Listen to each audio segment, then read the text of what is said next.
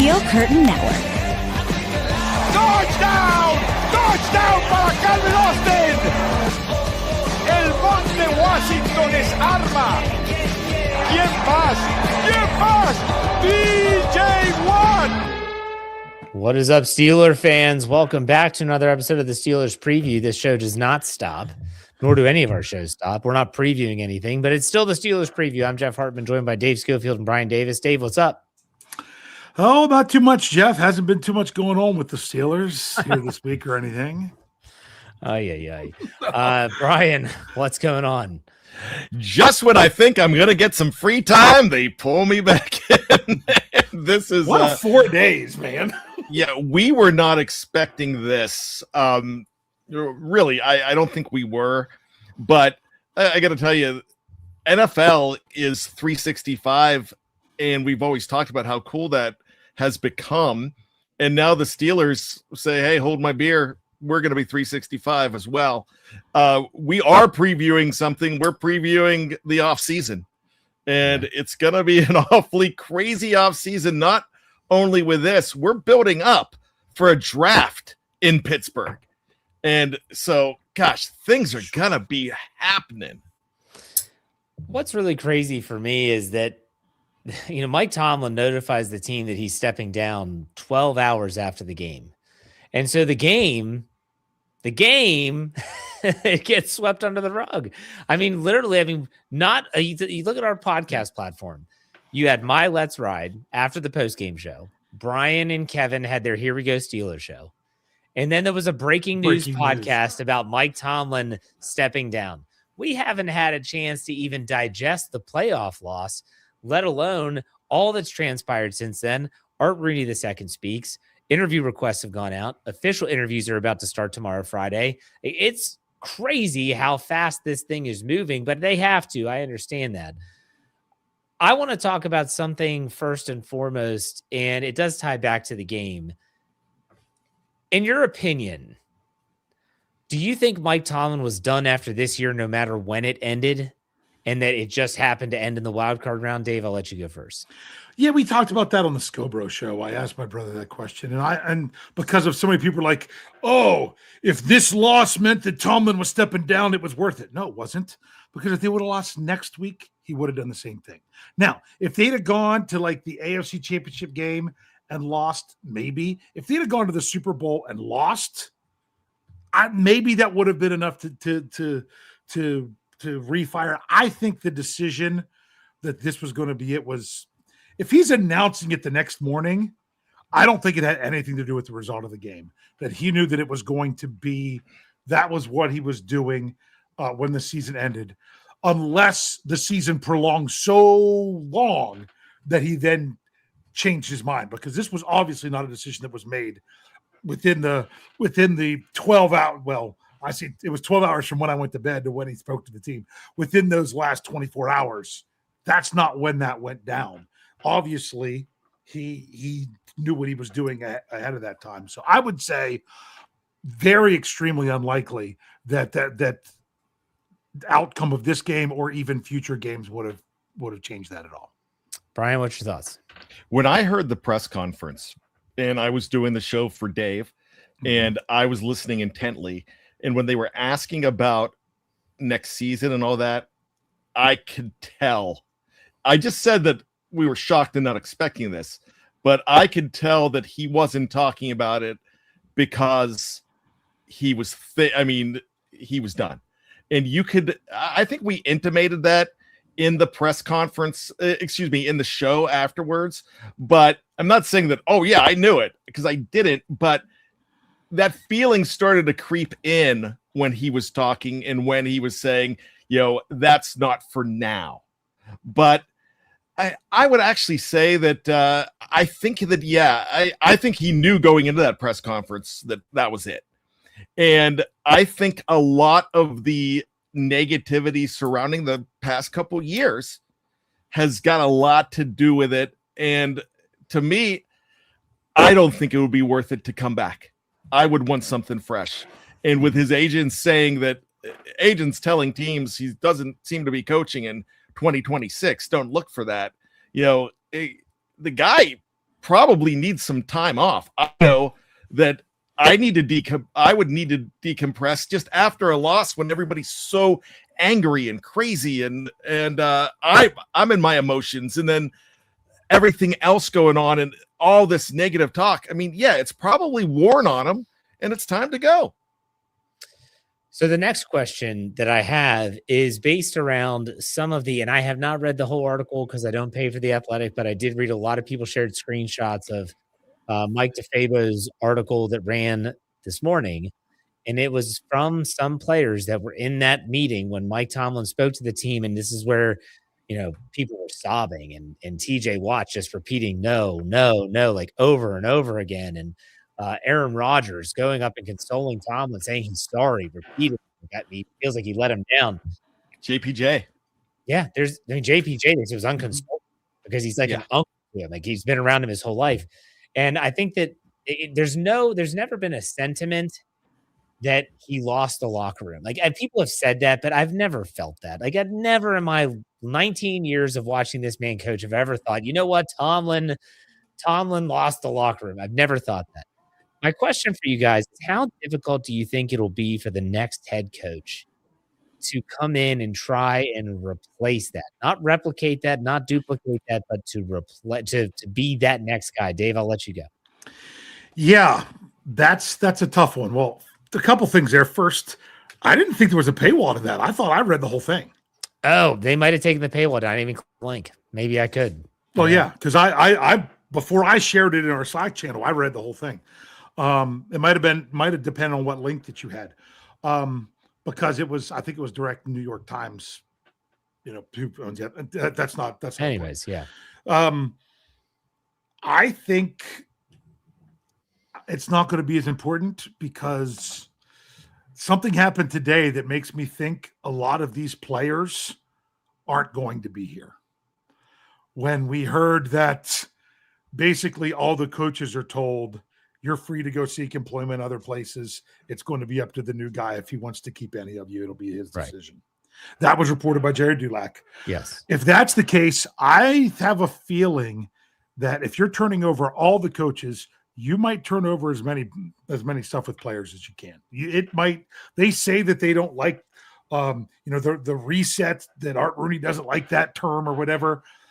When you have somebody like Mike Tomlin, if your roster was close, then I see why you keep it intact. Like what Mike Tomlin walked into with Bill Cowher, where that roster obviously was close because it only took 2 years to get him there. I don't think this roster's close. I've said it before. So many teams that the Steelers play, if you would combine them with those teams, especially not the Browns, because the Browns are the Browns, but I mean, any playoff team, you combine their rosters together and look for starters, there's not going to be all that many from the Steelers. That's just who they are. And I think that Mike Tomlin got more out of less than everyone. I've said it before. That's one thing that you have to realize. I think somebody else coming in with these same players will not be successful. So I think that that the Steelers might understand that, and they might. I mean, it's not everybody, but I think that there might be a pretty big turnover. Well, hey, give me a big name, Dave. I'm putting you on the spot. Give me a big name, dude, that you think that was a part of this team, that was a regular contributor, that, hey, there's a good chance they cut ties with this guy. Give me a couple names. Well, I'll tell you, I mean, when it comes to free agents, I would be shocked if any of them come back that are Fair. Out there. Like, it would be nice to have a Kenneth Gainwell back. That might not be what the direction they want to go. TJ Watt's contract, you can't just cut him. That would have to be a trade. And part of that's going to be what TJ wants. And I think part of that's going to be who's the next coach. So you say, can a coach come in and have this and be able to what was the original question? How difficult do you think it's going to be for a new coach to come in and try and replace Mike Tomlin in that locker room? So, I mean, that's the only way you're going to have that is if the veterans are behind it. And that's why I think those veterans that you say, name one, I'm like, well, to me, you're looking at TJ Watt, you're looking at Cam Hayward, you're having them meet with the head coach, and it could very well be, guys, if you don't want to be here anymore because of that, we understand and we'll do right by you. But if you can get behind this coach, then with the coach in this meeting, whoever it would be, then let's just keep going. And I think that's the kind of conversation you're going to have. I think it's going to be more if TJ Watt decides he doesn't want to play for the Steelers without Mike Tomlin and would like to, and he doesn't have to make a big stink. He could very quietly say, no, I think I want to move on as well. I think the Steelers would respect that and they would move him if they could with that huge contract. Cam Hayward, it would be probably more of a retirement thing. After that, I mean, if you're looking at like, I'm looking more at, the Steelers, guys with heavy cap numbers and things like that. Because to me, I'd say like, oh, wow, Patrick Queen could very well be out the door anyway. Alex Highsmith is an interesting one. I don't know about Jalen Ramsey because I'm still getting, contradictory reports of what his actual, how much of his salary this past year was actually a signing bonus that would go into other years versus not, because Over the Cap doesn't have it right at all. And I just can't get that information. Other than that, I mean, Pat Freiermuth, I don't know how he would feel. I mean, he might be excited to have somebody else because of how poorly he was used this last year. Other than that, you're looking at guys that are less than a $10 million cap hit for next year. So you're just talking about guys. Like I don't think Isaac Seumalo's back. I don't think I'm just trying to think of anybody. I mean, the guys that are on rookie contracts, I still see all them being here. All right, well, let's Bryan go. Bryan, what do you think the challenge will be for this new coach trying to come into that locker room? Any new experience with a new team is going to be challenging. Dave kind of intimated the fact that, it's up to some veterans to help pave the way. Now, Mike Tomlin was smart when he kept Dick LeBeau.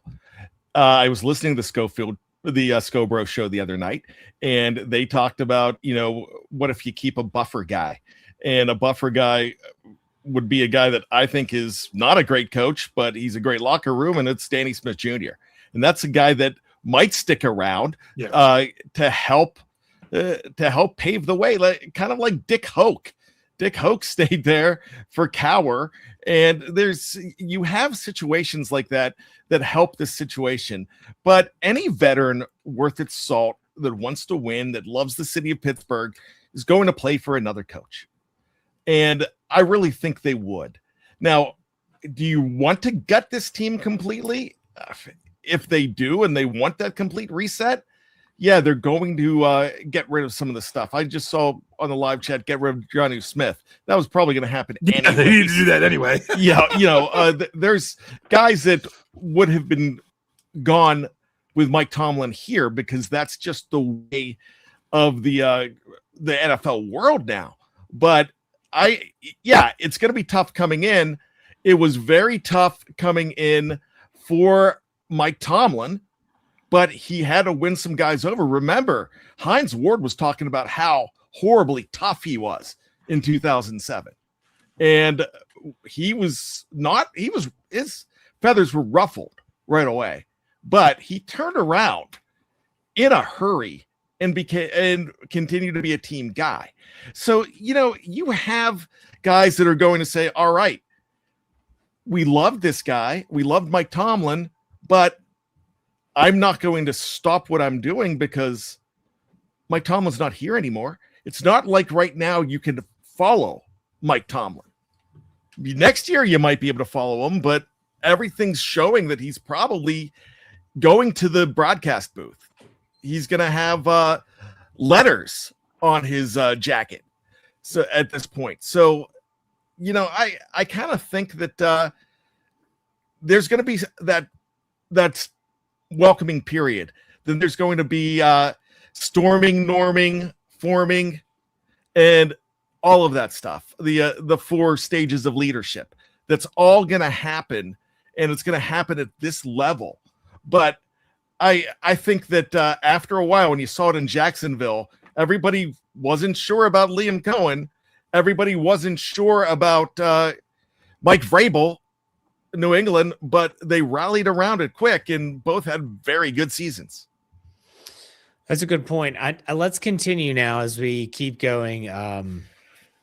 All right, let's. I want to get this super chat here. Heath gives us $2. Says some heartache ahead, but the future is bright. Yeah, it's fair. Thank you for the $2 tip. We appreciate it.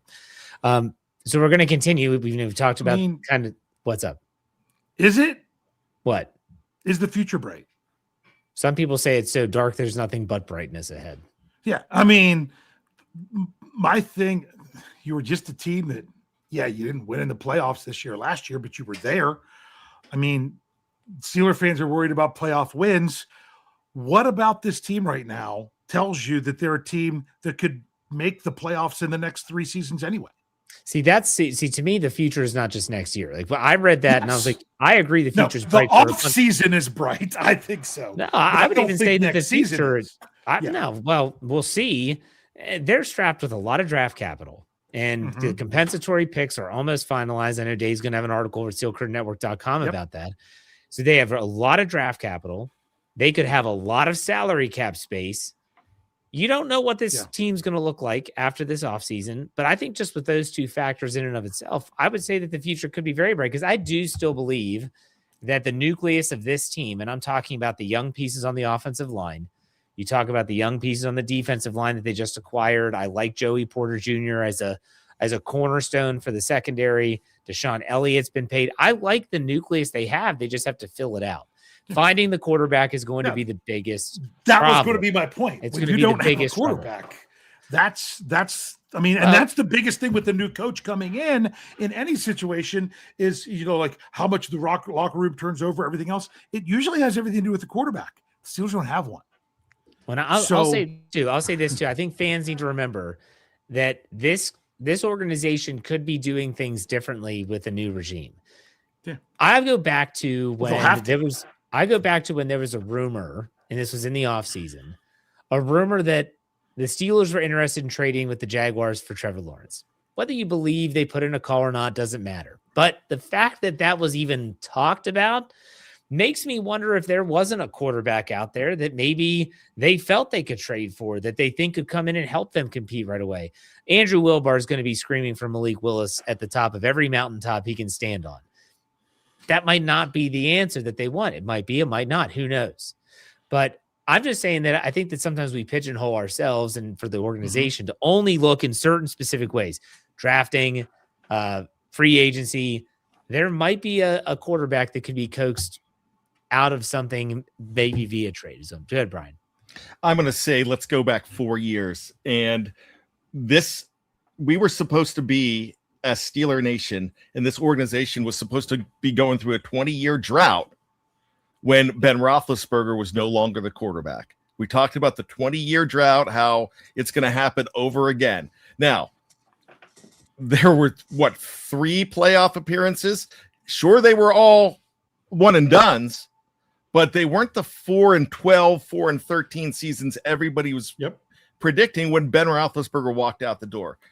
The answer to that question, Dave, I'm disagreeing with you. The future could be bright. Oh, no, I'm just saying what we do with it now. It can't be.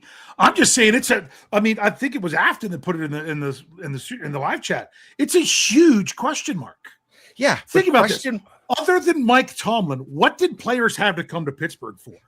A crappy locker room, terrible facilities, having to go and live in dorms for training camp that no professional wants to do. Pittsburgh is not you're going to hear about this on, guess what? I don't want to get into it too much because this is unpopular opinion. Pittsburgh's not attractive. Mike Tomlin was. So now you're going into free agency. Good thing you have a lot of money because you're going to have to spend more of it, because why else would anyone else want to come here? You've got until you get that head coach, maybe you get an attractive head coach that players think would be good to come play for. But right now, where they sit today, there is not anything going for Pittsburgh. All right. May I counterpoint since Dave cut me off? Yeah. And I say that I say that with respect. But look, you didn't let me finish. Okay. The future's bright because this is the Pittsburgh Steelers, and there is a mystique to this team. There is a mystique to just walking past those 6 Lombardi trophies. You bring in a coach, you bring in a coach and Dave started saying that at the end. You bring in a coach that makes you want to come here. But why is this one of the most attractive jobs out there. They're saying the top 2 jobs right now are the Ravens and the Steelers. And the Raiders have a great history, but the last 25 years have been garbage. And then some, even more than that.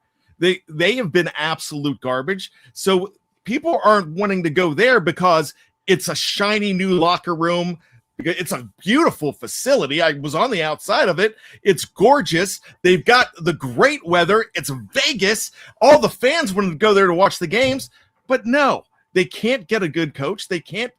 Gosh, for goodness sakes, they have Tom Brady.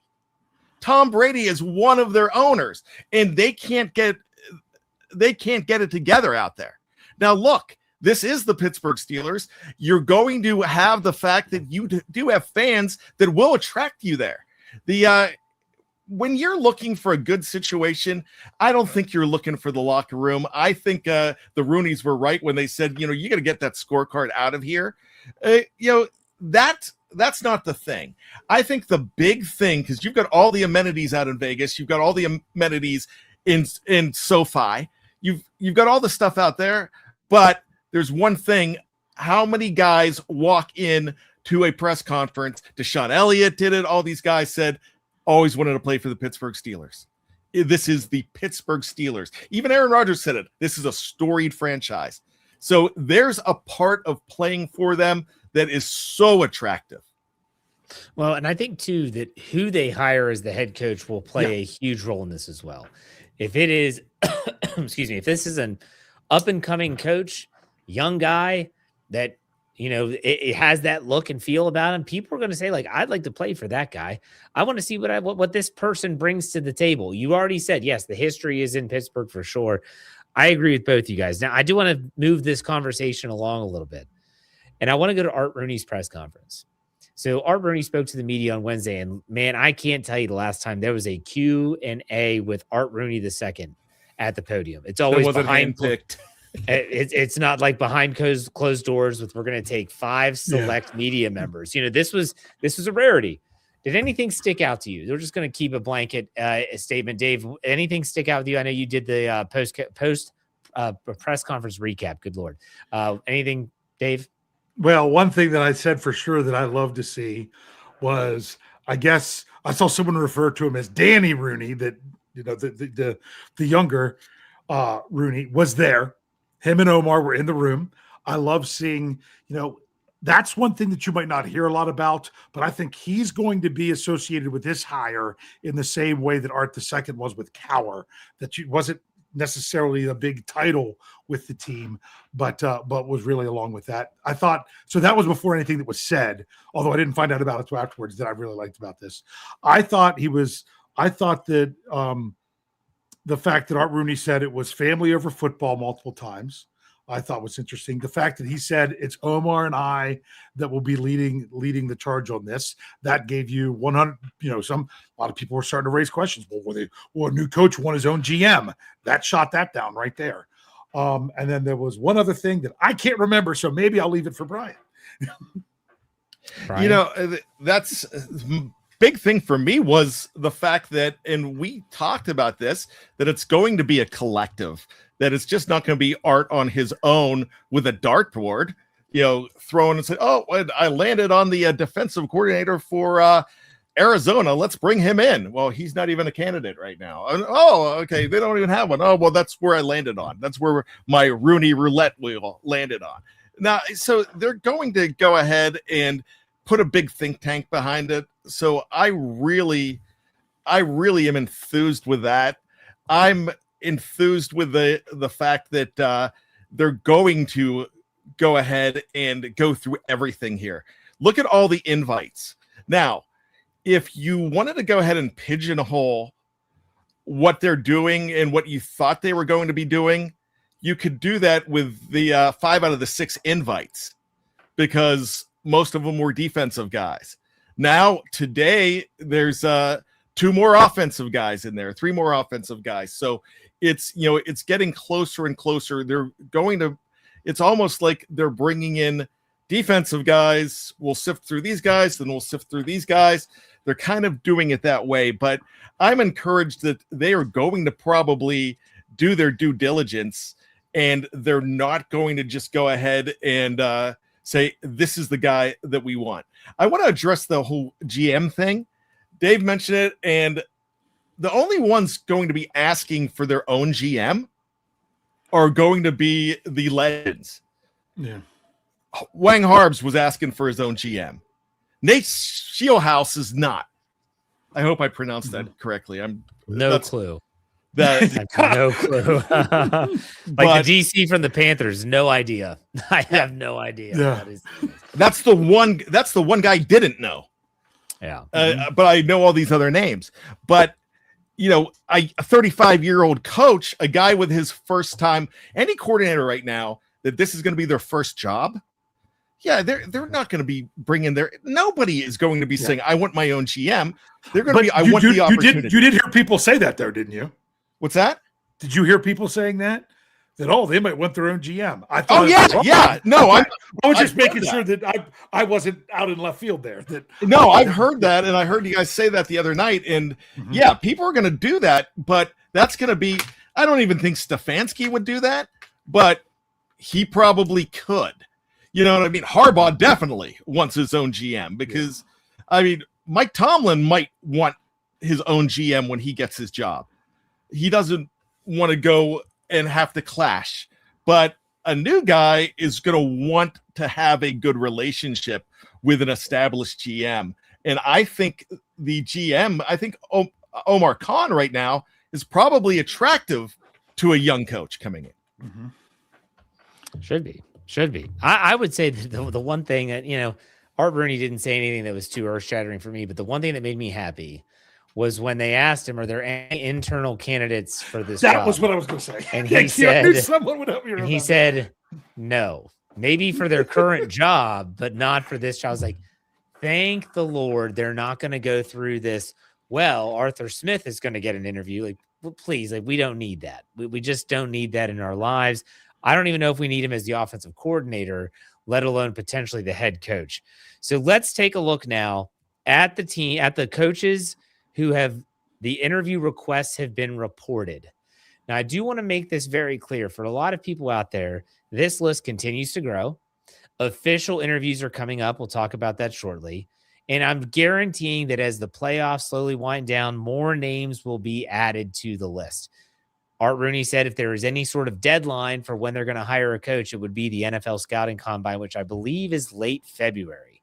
So yeah, they kind of pigeonholed him into that one. Yes. Like, well, yeah. Okay, I'll give you the combine, but I look for it to be around the first week of February.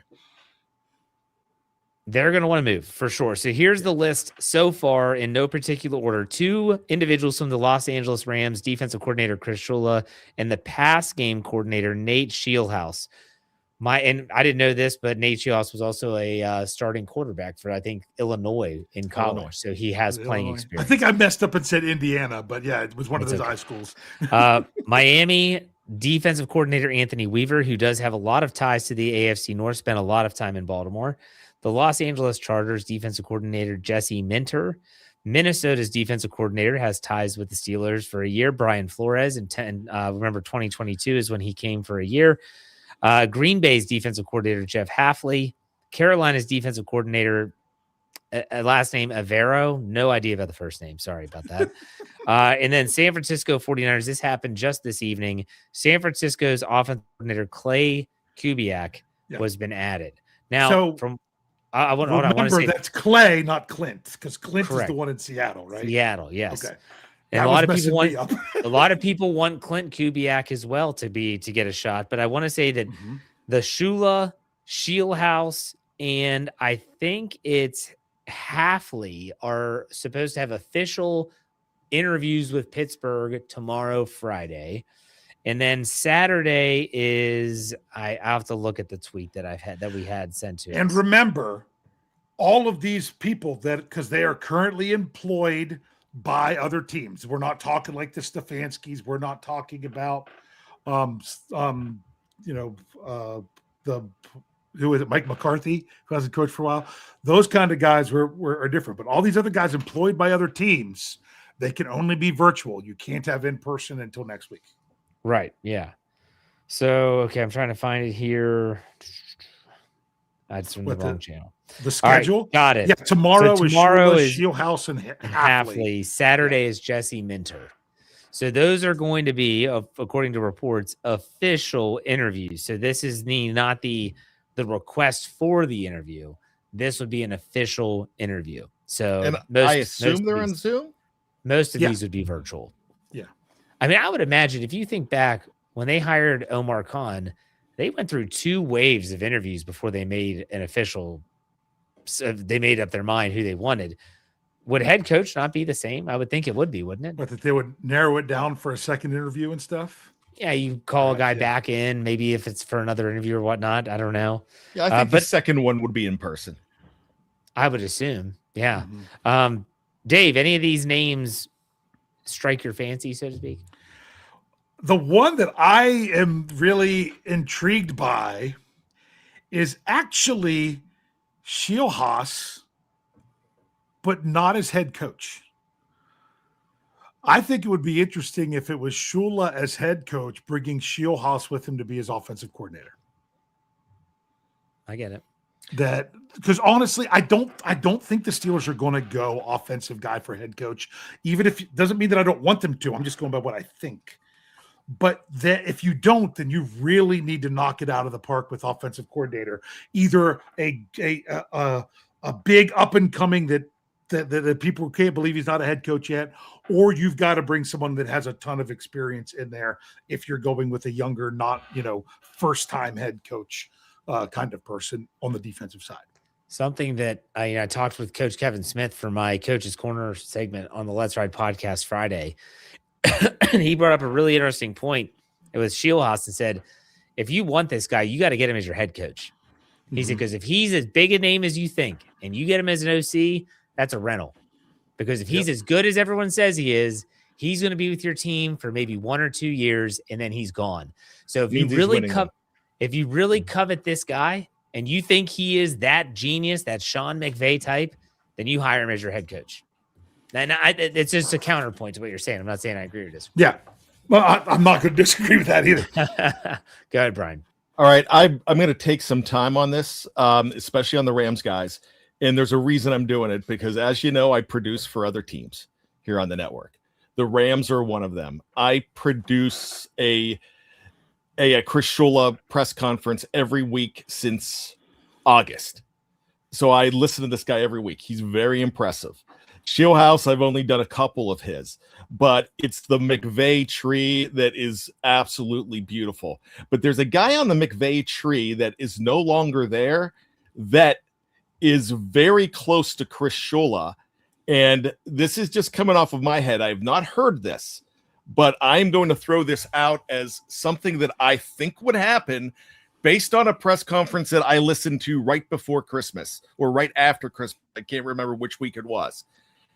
It is Raheem Morris. Chris Shula was at Raheem Morris's house on that Sunday before they played Monday Night Football, either week 15 or 16, because they played in Atlanta. And I believe that he was the linebackers coach to Raheem Morris. Raheem Morris is a legendary defensive coordinator. He is not a legendary head coach.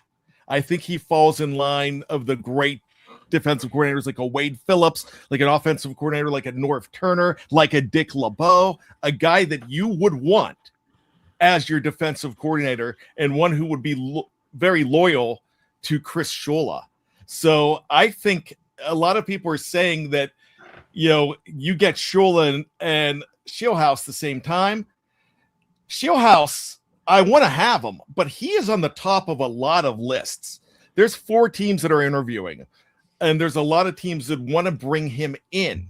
So I would go ahead and say that you're probably going to, if you go ahead and see Shula, you're more likely to see him bring Raheem Morris as a DC, and you look for a very good young OC like these guys that are.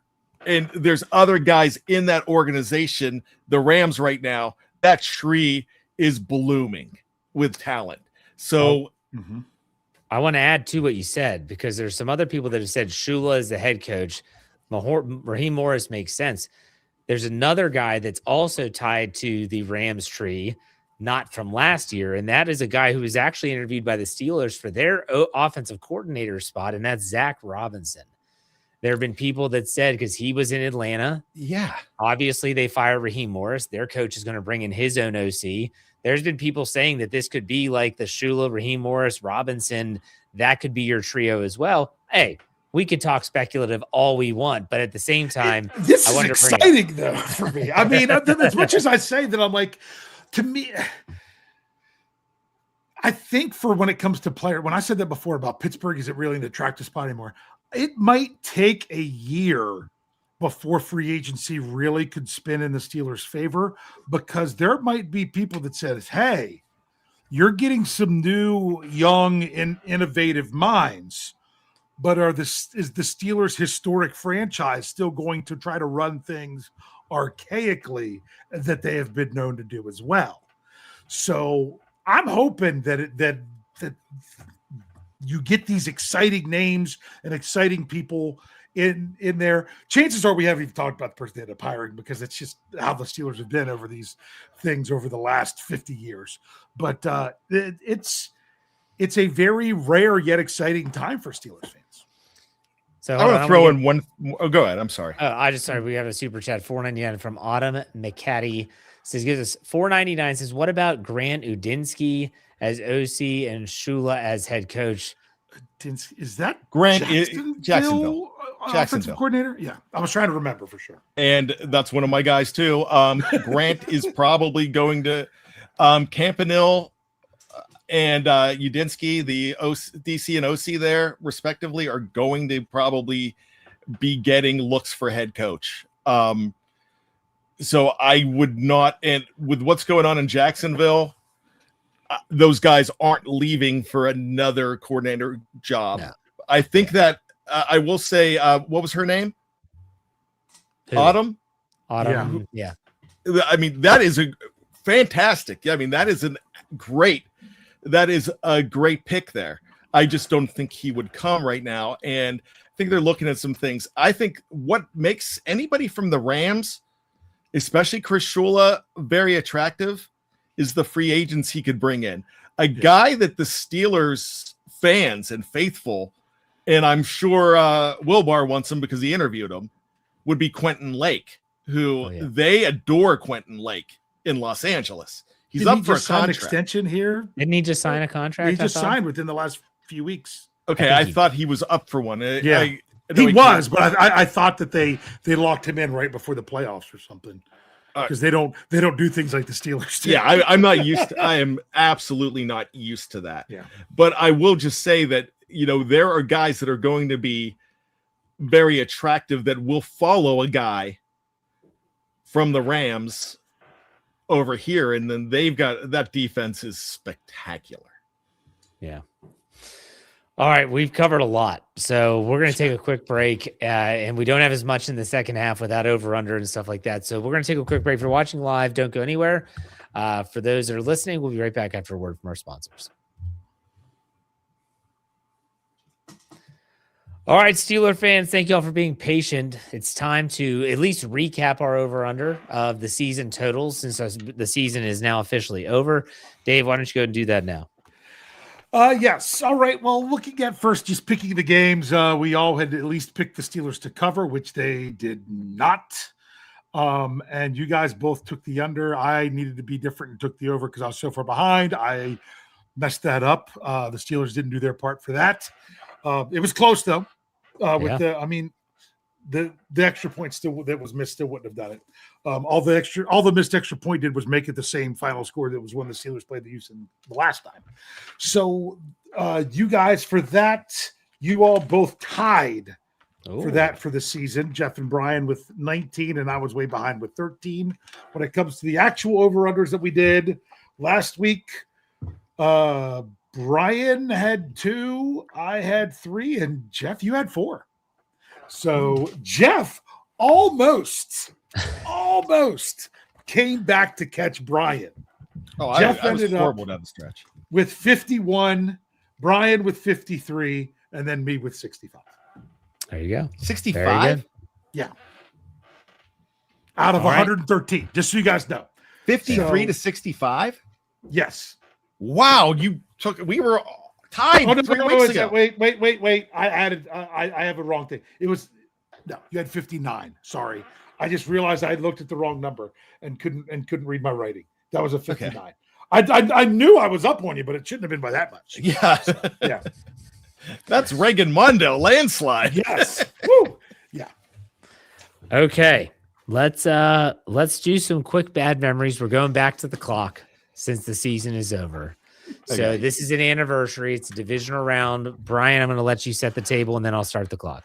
All right. I'm not letting these guys guess today because if you look at the calendar, there's no reason to go ahead and guess because 20 years ago today was one of the greatest games in Pittsburgh Steelers history. It was the game that we call the tackle or the immaculate tackle or what have you. If you know what happened in that game. They were wrapping it up. They were on the 2-yard line. Bettis fumbles. A guy that just got stabbed the night before takes the ball, runs all the way. Their drunken idiot kicker cannot tie it up. I kick an old lady out of my apartment, and the rest is history. Wow. Very nice, Bryan. That was great. Yeah. Everyone knows where they were for that game. Everyone Yep. remembers every part of that game. And I just watched it the other day too. And that game was really put out of reach well before that and then they decided, let's make it close and not call that an interception when you catch the ball, do a jumping jack, roll around on the ground 3 times. And because you go to stand back up, you drop it. We'll say that's not complete. Yeah. Crazy. Hey, let's get the super chat here. 27 Sin City gives us $10 and says, question for Bad or Scobro. I guess I can't answer this.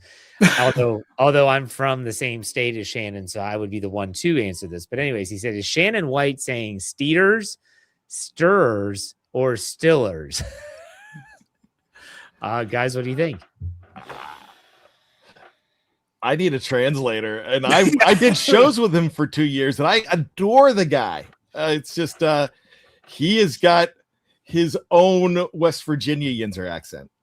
Well, his West Virginia dialect, he's bordering like down on that West Virginia, Virginia area. Yeah. So that's a different dialect. That's more like Appalachia than where if you go into the central part of the state, which is a totally different, or if you go to the western part of like Huntington, which is closer to Ohio, has a different dialect. He's saying Stillers. I lived in the central part for 10 years. Yeah. So you know about it. Now, if you go down to like down in the southern parts, Beckley, some of those points, Bluefield. Yeah, that's you might be hearing banjos. You might be hearing banjos. Yeah. They say they're going to annex Western Maryland to West Virginia. They're going to annex part of West Virginia to Kentucky. So I lived closer to Snowshoe. I was in Elkins, West Virginia, and closer to Clarksburg and Morgantown. All that good stuff. All right, so it's trivia time. Dave, you say you have Tomlinism trivia? Yes, not just Tomlinism trivia. We still got another week of Jeopardy. I've got Jeopardy, and this is with the title of Tomlinisms. Jeff's gonna beat me this week. But here's the other thing: we're going full Jeopardy. All right, full Jeopardy rules, and that is you are not allowed to buzz in until the question is complete. That's how it is on Real Jeopardy. Now, hear that, Bryan? You know it's complete because you also get to read the question, and that's when you know the thread. You guys don't have that luxury, but I have this nice paper in front of me, and because I don't want to stutter through it, because you guys don't ever, when I'm making it up as I go, you guys don't know if I'm actually done. I have this written out so that way there'll be a more decisive end, and I will put the paper down as soon as I'm done reading, and then the first person to buzz it. So we'll do a practice one. We're going to do. I feel like I'm getting the Heinz Ward Mel Blunt roll thing. This is the bad roll. You have the advantage here, Bryan, because Jeff's usually lagging at least a second. So we'll see how this goes.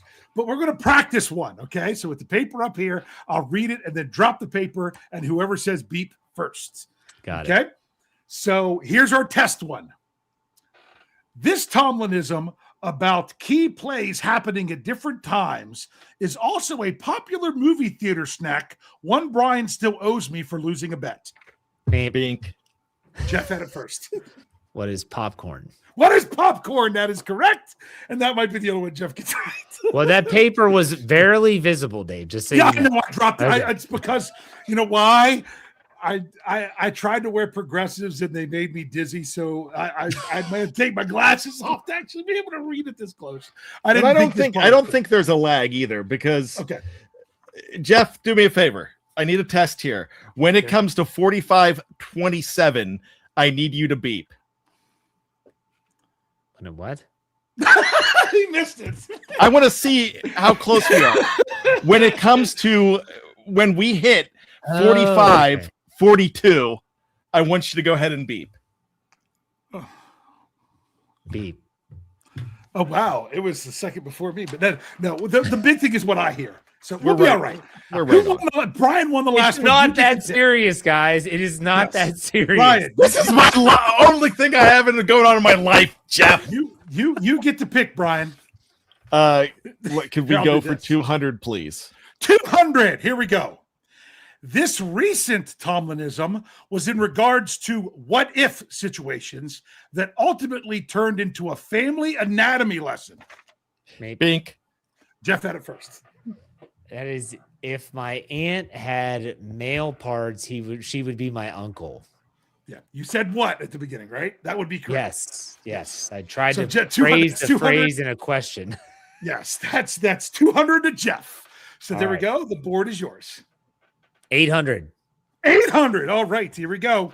This Tomlinism means you are not ready to give up, although I'm not sure Smokey Bear would approve.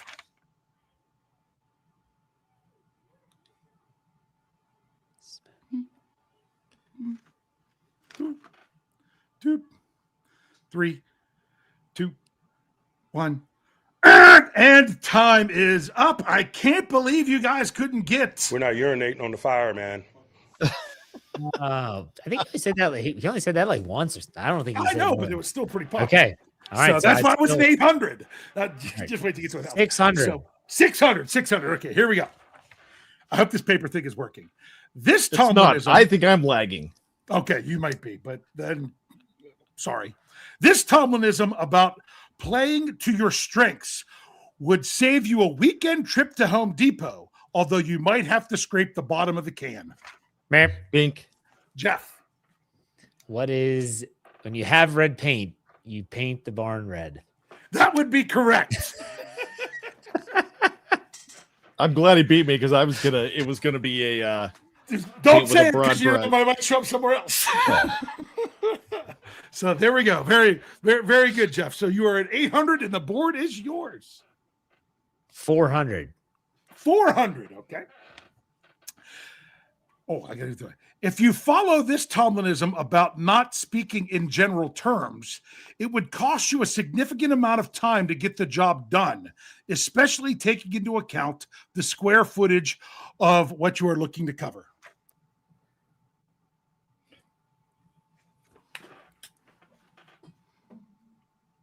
I'll read it again since it was long, and I will do it over. If you follow, this was 400, right? If you follow this Tomlinism about not speaking in general terms, it would cost you a significant amount of time to get the job done, especially taking into account the square footage you are looking to cover. beep. Brian. We're not trying to paint with a broad brush. What is we're not trying to paint with a broad brush? Do I give it to him, Jeff? Yeah, you can give it to him. We'll give it to him. So yes, that was what is not painting with a broad brush, or not trying to do it with a broad brush. Yep. All right. So there you go. Whatever's left.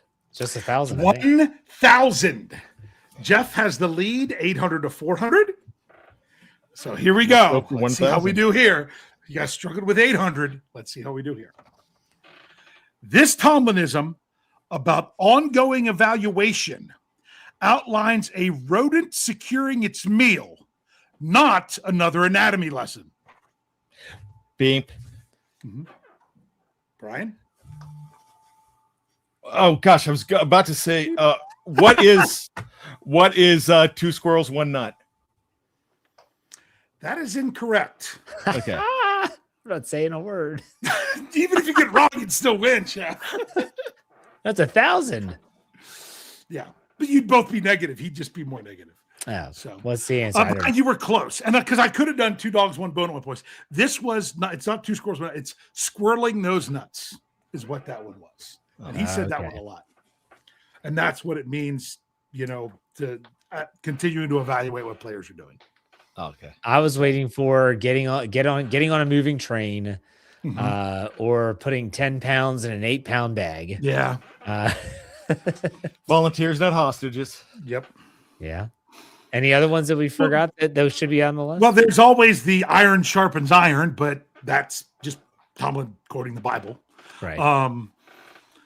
The 8 pounds in a 10 pound or 10 pounds in an 8-pound bag. I never get that one right because I had another coach that I coached with that used that before Mike Tomlin was even hired by the Steelers. Okay. But he used that to talk about the offensive linemen wearing tight Under Armour shirts to practice. Is what he's like, you look like you're trying to fit 5 pounds of sausage in a 10 pound or 10 pounds of sausage in a 5-pound sack. And so we've got some coming up here. I want to bring some of these up. Afton Ford just said eyelids. So like, hey, better cut your eye. Don't blink. Yeah. Cut your eyelids off. Great one said, we do not care. Kathy Forehead, we don't see comfort. Yep. Obviously, Steeler freak with the standard. I mean, that's but the standard is the standard. I didn't know how to do that as a question. That's true. My kids have a favorite Tomlin quote. It's not really a Tomlinism, but it's after last year when he had the microphone on and he couldn't stand having it on for Hard Knocks. And Broderick Jones goes, "Hey, coach, you wearing a mic? You mic'd up?" And he looks and goes, "Shut up. Shut your ass up." Okay, there's another one. Between hot drinking dog? wine, squash, and grapes. The hot dog one is good. I'm not going to give you the ingredients. You might not like what's in it. Yes, that's a great one. I don't remember this one. Pittsburgh Toddy, I'll tolerate you until I can replace you. Is that one that he said? Or is that Pittsburgh Toddy? I don't know. He might be talking about us. Yes. True. I don't know. So yeah, there was a lot of choices there. We could have done. I could have done like a whole board of Tomlinisms with different categories. This is why the man's going to be golden with a microphone in front of him. I think we have to find a way to keep Jeopardy going. I like this format, though. Oh, you like? Okay. I was going to ask you guys that off camera, so we'll break down the fourth wall and we'll make that call here. Yeah. Well, breaking down the fourth wall, with that being said, why don't we do some final thoughts? So, Dave, or Brian, I'll let Brian go first. Go ahead, Brian. All right. You know what? I always go first for this, for final thoughts. I want to go back to something that we were talking about a lot, and we were talking about the Rams tree. This is really my final thoughts, but I feel a need to bring this up. Everybody is assuming that Shieldhouse would come with Shula, but you got to remember there would be no reason to leave if Mike LaFleur gets a job, because he would step right into the Rams job, and Mike LaFleur is being checked on and being invited to interviews as well. So if he doesn't get one, there would be no reason to leave the Rams when he could walk right into that OC position there and not have to move and still be very high profile to get his job 2 years, 1 year down the line. I just wanted to go ahead and say that. Now, my final thoughts are this. You got to think that this has been a very emotional week for not only the fans, for Mike Tomlin, because that loss is not the way that Mike Tomlin wanted to go out, but he felt compelled to leave. He has got a great future wherever he ends up. If he does the Bill Cowher route and never comes back, he's going to be on your televisions for the next 30 years, probably. But as far as everything else goes, I feel that the last 19 years, I just want to stand up and thank the man, because each and every week we've had something to talk about, and I have been with Jeff at least and Dave for a major part of that for half of Mike Tomlin's tenure here in the Still City, because I joined up with Jeff in 2015. So we've been around for actually more than half of covering Mike Tomlin here on Steel Curtain Network and before. So I am very thankful. And well, I do agree that it's time to go. Well, I do agree something that I was saying the last couple seasons, be careful what you ask for, and all that's there. But there are new horizons here, and it's something to be excited for. It's something to be excited for Mike Tomlin and his future. It's something to be excited for the future of the Pittsburgh Steelers. And let's see where we are going to go ahead and where this is going to be taken. And one thing that I think will happen will be the fact that something I mentioned before, that this is going to be a smoother transition, I'm hoping, because of who the Pittsburgh Steelers are in history and who they continue to be. And there's a collective around Art Rooney as well.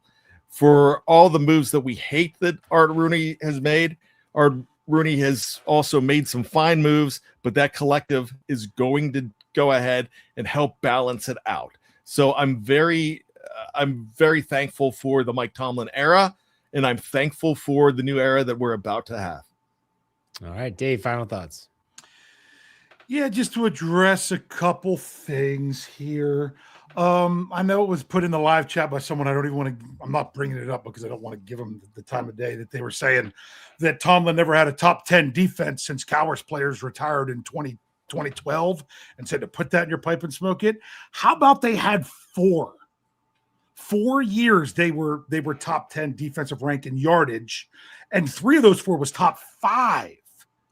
Now you say, well, okay, well, what about points? That would be 6. This is all since 2016, because there was a rough stretch there from 2012 to 2016. So to say that you didn't have top 10 defenses, that's just flat up false, lying information. Also, other people that said, oh, well, this team will have to do better. Any coach would be better than Coach Tomlin. You know what?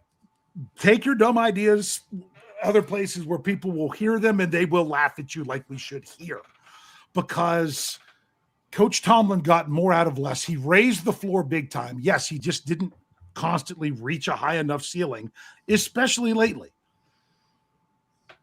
So you can still look back and say that you're sad about everything being done, but you can also say it's time.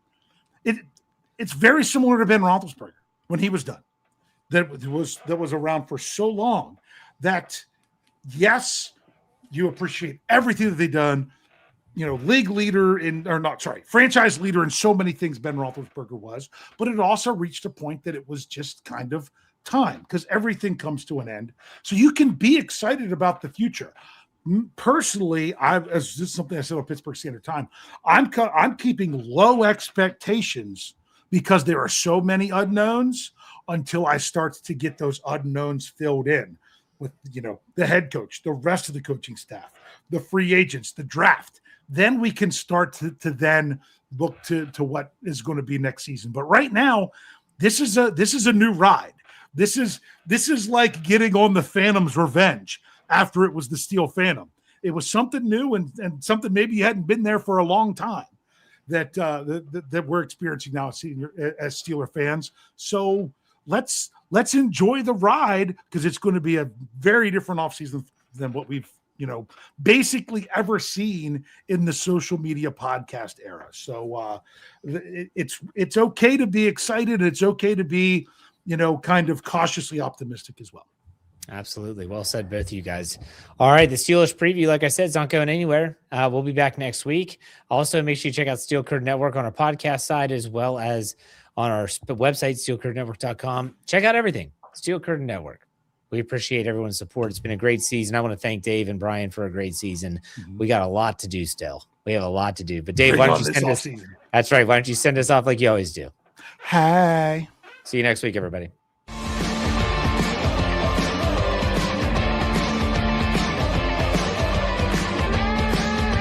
Steel Curtain Network. Get it. Everybody else gets a little tight.